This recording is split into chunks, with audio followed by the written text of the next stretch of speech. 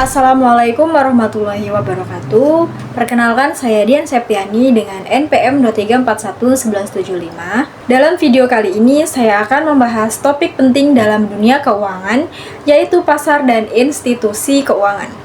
Topik ini berhubungan erat dengan bagaimana uang bergerak dalam sistem ekonomi dari masyarakat, perusahaan, hingga pemerintah.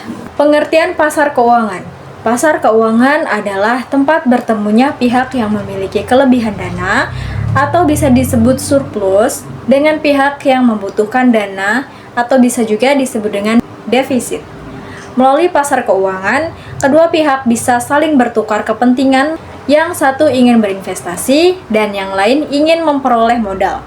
Contohnya, saat seseorang membeli saham, berarti ia memberikan dana kepada perusahaan dan sebagai gantinya, ia mendapatkan bagian kepemilikan serta potensi keuangan. Jadi, pasar keuangan berperan penting dalam menyalurkan dana dari pihak yang memiliki kelebihan ke pihak yang membutuhkan, agar ekonomi bisa terus berjalan. Selanjutnya kita bahas jenis-jenis pasar keuangan.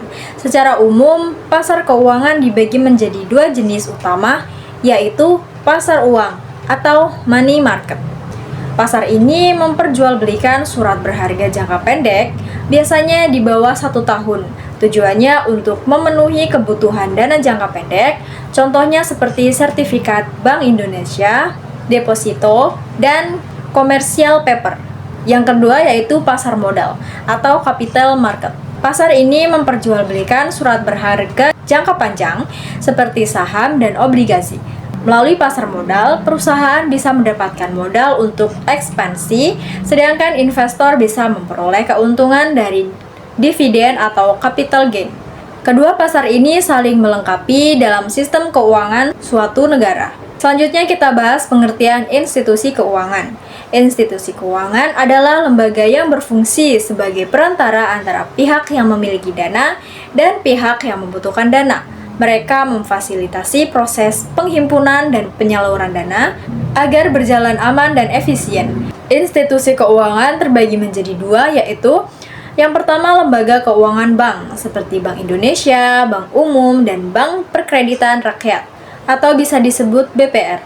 Dan yang kedua yaitu lembaga keuangan non-bank, seperti perusahaan asuransi, lembaga pembiayaan, koperasi simpan pinjam, pasar modal, dan leasing.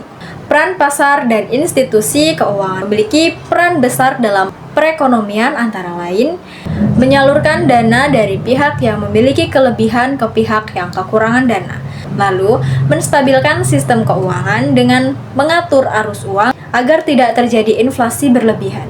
Selanjutnya, mendorong pertumbuhan ekonomi karena dana yang berputar digunakan untuk kegiatan produktif seperti investasi dan pembangunan, dan memberikan akses pembiayaan terutama bagi masyarakat dan pelaku usaha kecil untuk mengembangkan bisnisnya. Tanpa keberadaan pasar dan institusi keuangan, kegiatan ekonomi akan berjalan lambat karena sulitnya pertukaran dana antar pihak. Contoh hubungan antara pasar dan institusi keuangan, contohnya begini. Seorang investor membeli saham di Bursa Efek Indonesia, itu adalah pasar modal. Proses pembelian saham dilakukan melalui perusahaan sekuritas yang merupakan salah satu institusi keuangan non-bank. Dana dari investor kemudian masuk ke perusahaan penerbit saham yang bisa digunakan untuk mengembangkan usaha. Dari contoh ini kita bisa lihat bagaimana pasar keuangan dan institusi keuangan bekerja sama untuk menggerakkan perekonomian. Sebagai kesimpulannya, pasar keuangan adalah tempat terjadinya transaksi dana, sedangkan institusi keuangan adalah lembaga yang memfasilitasi proses tersebut. Keduanya berperan penting dalam menjaga stabilitas dan pertumbuhan ekonomi suatu negara.